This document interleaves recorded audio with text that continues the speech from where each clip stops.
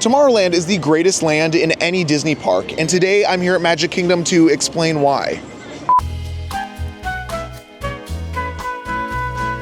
First off, Tomorrowland here at Magic Kingdom has the most rides/attractions out of any single land here in Walt Disney World. We have Monsters Inc. Laugh Floor, Buzz Lightyear Space Ranger Spin, Carousel of Progress, Space Mountain, Tron, Tomorrowland Speedway, The People Mover, and Astro Orbiter. That's a lot. I can't count, so it's this many numbers. This is how many. Not only is this land home to some of the best attractions at Disney World, but also they literally abandoned some of the best attractions at Disney World. And saying you're able to say, we don't need that one, is quite a feat. In case you're not familiar, just behind me is a former Walt Disney World attraction. Actually, 3 different attractions that closed and now is sitting abandoned. First debuting here at Disney World as Flight to the Moon, and then I think Flight to Mars or Mission to Mars, then the notorious Alien Encounter attraction that only lasted a few short years. And who can forget the most recent iteration of this ride itself, which is Stitch's Great Escape. You can even find some remnants of the old attraction that used to be here on the building itself, but as of right now, it's literally just stroller parking, which kind of sucks. Maybe I'll cover this in further detail in the future.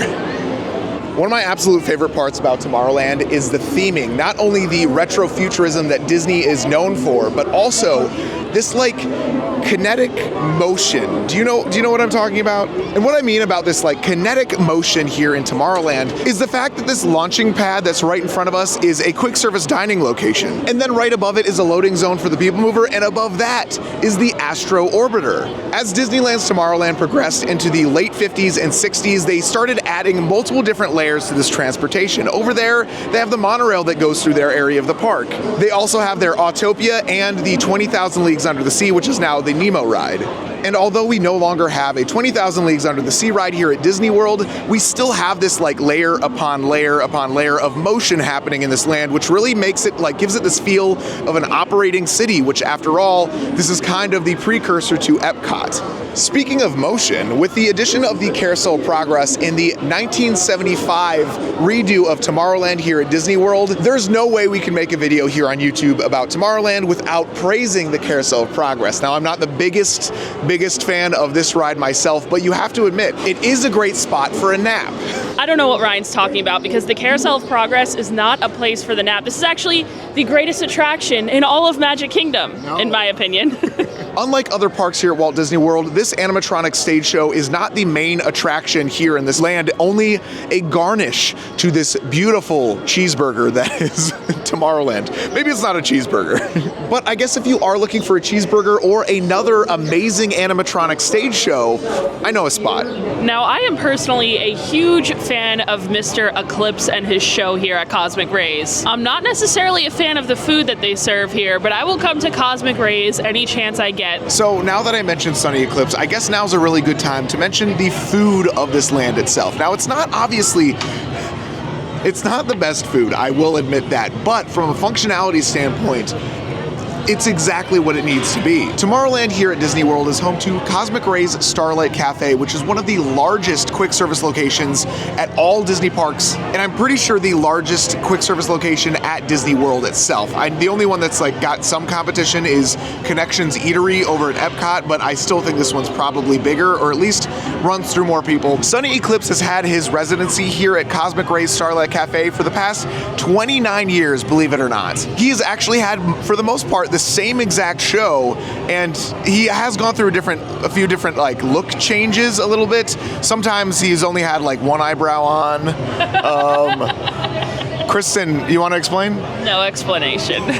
Okay. Not only that, but there's so many different seating options and probably the best view of the castle for any dining spot at all of Walt Disney World, and that's even including places you have to pay like over $100 to eat at, like California Grill. Honestly, I don't know why people think that's an amazing view of the castle. It's literally like a tiny little peanut compared to what you can see here right on the water at Cosmic Rays.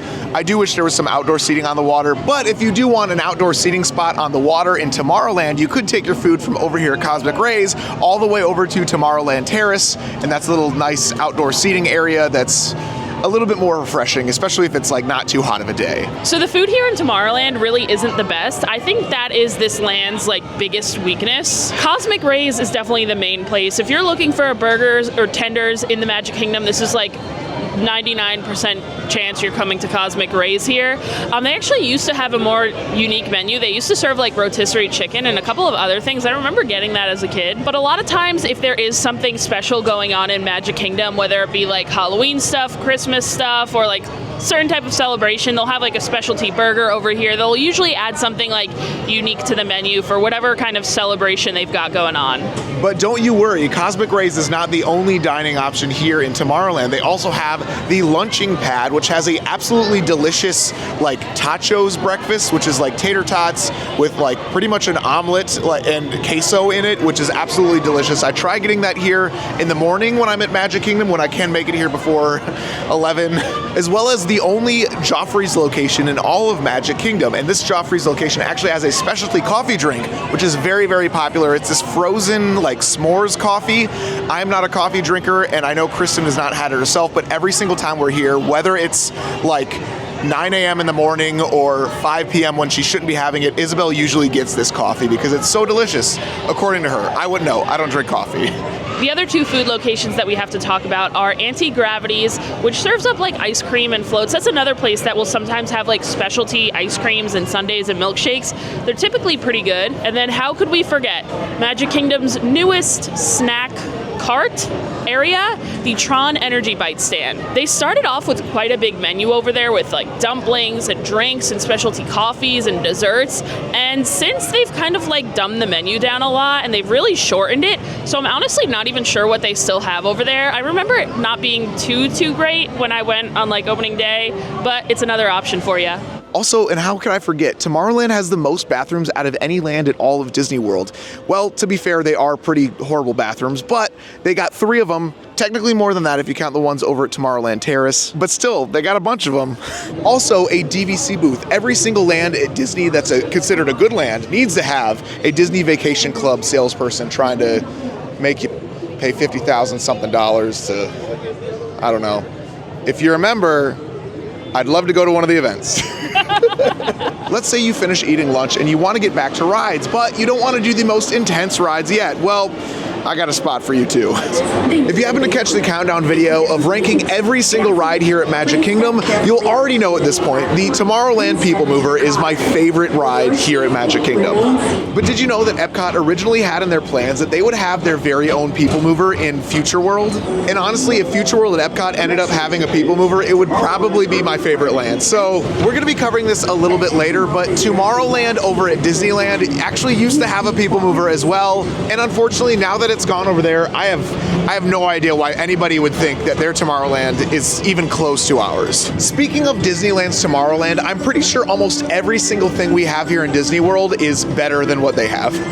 As we're walking around Tomorrowland, like the number one thing that I notice is the background music. I think the loop music, the background music here in Tomorrowland is the best out of any other area at Disney World. I know you can't hear it right now, but they are currently playing the Now is the Best Time. Is that what it's called? Now is the Best Time, or Now is the Best Time of Our Lives? Whatever that rendition is of that song, which actually at one point was the theme song for the Carousel of Progress. Everybody knows the theme song on Carousel of Progress. Great Big Beautiful Tomorrow. I'm not going to sing it. But at one point, the original sponsor of the Carousel of Progress, General Electric, decided, hey, for this next renewal period, we want to be able to have this song changed. Can we have those Sherman Brothers, these wonderful Sherman Brothers, great writers who wrote the original Great Big Beautiful Tomorrow, write a new version of it that isn't the exact same melody, isn't the same lyrics, but says, now is the time, now is the best time of your life. It's very, very similar, but it was basically because GE was like, well, we want people to be able to buy our products now and say the future is now, rather than it's in the beautiful tomorrow. It's like right now, so go buy a fridge or go buy our toaster or whatever, because I don't know if you could tell in the Carousel of Progress, there's a lot of the plot, strangely, is focused on the appliances within a household, which, to be fair, I don't think I ever noticed, but if you sit and think about it next time, it's like, why is our entire life surrounded by, the fridge or the oven and limbagos or whatever? Is that an appliance? Speaking of rides better than their versions over at Disneyland, Space Mountain, which not a lot of people actually agree with me on this. This is a very controversial take according to people from California, but I believe the Space Mountain that we have here is better than the version at Disneyland. There really only is one spot that is better at Disneyland, and that's the loading platform. I do think that is a little bit nicer, but our Space Mountain itself is larger. There's 2 separate tracks. It feels a lot more like you're in space because it is a lot more intense. It is slightly smoother over in Disneyland, but there's a lot more drops and airtime here at Disney World as well. Personally, I have the track layout here memorized, and I don't at Disneyland. I only rode it once, and it was like 3 or 4 years ago at this point. But if you're not in the mood to get thrown around, but are still in the mood for a roller coaster, there is another option here at Tomorrowland. Tron Light Cycle Run opened just last year, and it is still the newest roller coaster at all of Disney World, and I think probably for a good amount of time because they haven't started construction, and it took them 5 years to build this one. Originally, I was not the biggest fan of Tron, not only the movie, but the ride itself too. I was not the biggest fan of the way you have to get into it, how short of a ride it is, but still, it does provide a large amount of variety of ride types in this area of the land. So if you don't like that old rickety coaster, you can come and ride a brand new smooth one. And again, if we're considering Disneyland's Tomorrowland, they don't have Tron, and I don't think they're ever going to be able to get Tron unless they literally swipe away a bunch of different rides there because this takes up so much area. And luckily, we did have the room to expand here, even though we did have to shrink our version of Tomorrowland Speedway a little bit. One thing we talked about earlier in the video is that Kinetic Motion happening in Tomorrowland itself, and they continued that over here in the brand new Tron area, where obviously you have the main walkway that leads up to the coaster itself, but also a walkway that goes under it, and both which go under the track itself. This is layers upon layers upon layers of just this motion happening that fills your vision, and there's stuff going on. It feels like you're living within an actual existing land rather than just I'm in a theme park. Obviously you're in a theme park because it's a coaster passing above you, but I don't know, it tricks your mind a little bit. All right, I'm gonna be honest, Tomorrowland Speedway sucks. This is the only part of the land that I do not support. I do not support the cause. Apparently they're changing the Autopia, the speedway that they have over at Disneyland, to electric slowly, which I don't know how they're gonna do that, because that means that one by one they're changing the cars, then who's gonna wanna ride the rickety gas cars? But they haven't said anything about the version here. I think mainly because that's California, this is Florida, and more people are pushing for that in California. This is the only downside. Maybe there's more than one, but this is the main one. The Astro Orbiter that we have here in Tomorrowland at Disney World is so much better than the one at Disneyland, and I don't think anybody's gonna disagree with that. If you're watching this video and you somehow don't know what Astro Orbiter is, it's that Dumbo type ride that's on the very top of the entire land, center of the land. It's like the focal point when coming in. At Disneyland, it actually used to be at the exact same spot, but they did end up moving it towards the front of the park, which severely decreased the value of it, because it's the whole point of this ride is that so you can see around the entire park, you're up high. Out of all 8 rides that they have here at Tomorrowland, it's probably the one I will be riding the least often.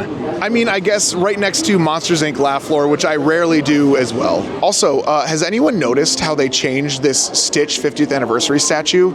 This is kind of silly. They literally put the Galactic Federation logo over the 50th anniversary token that he's holding. They still have all the sensors that are up there though. That's cool. Clearly at this point you can tell I would make a perfect poster boy for the Tomorrowland fan club. This is an opening day land here at Disney World, and after 52 years, they've already added so much to it, and it's only growing from here. So it clearly has a generous head start on pretty much any other land here in Disney World or at Disneyland. Whether you agree or disagree on my favorite land at all of Walt Disney World or Disney parks in general, you have to admit, Tomorrowland has some of the most options when it comes to attractions, when it comes to food, and hey, I didn't even mention one of the most Instagrammable spots on Earth. Speaking of if you agree or disagree, let me know in the comments down below in all caps, either agree or disagree. But if you want to give a little bit more time, please let me know what land at any Disney park you think is better than Tomorrowland. I guess we'll have to hash it out. Not really, but I'm going to try to respond to as many comments as I can. With all that being said, thank you so much for watching today. We will see you guys real soon. Bye-bye.